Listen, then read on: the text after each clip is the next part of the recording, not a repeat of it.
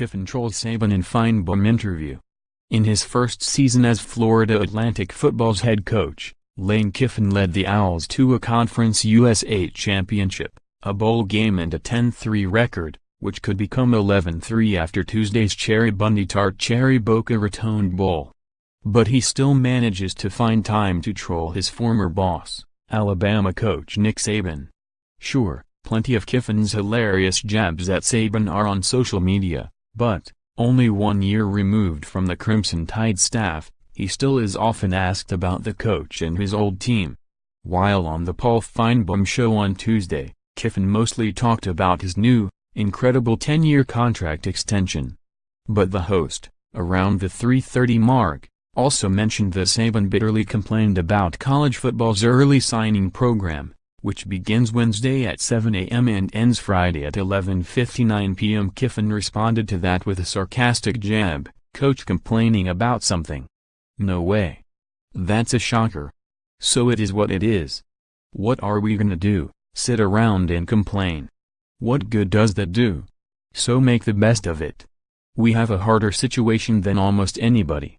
We're playing tonight, and also, we've had to really be at a bowl site here for this week, so that's shaky. And we lost a week of recruiting in the conference championship, which Alabama didn't lose that week, so I've got no complaints."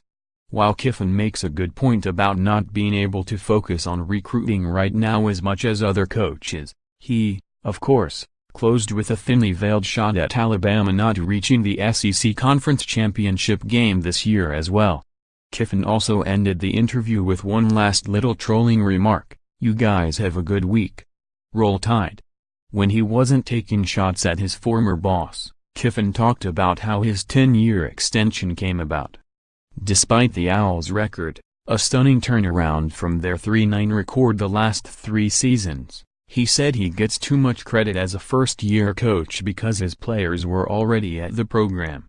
Finebaum pointed out that Kiffin's resume doesn't have a lot of long-term commitments in it, and he asked the coach can see himself at fall that far into the future, around the 145 mark. Kiffin said, "We love it here. It's a unique place, and it's a unique phase of my life to where 10 years ago? Probably not. You look at those jobs, okay, I need more money, bigger title, bigger school, all that stuff, whatever. But when you've been there, you've been here, sometimes be careful. The grass isn't always greener. We've learned that before. So it's a great place to live in, Boca Raton, Florida. We've got a great place to recruit to, #1 recruiting class last year when we were only here for a month. Now the on-field success, great stadium, so there's a lot of reasons why you would stay here that people probably wouldn't think you normally would.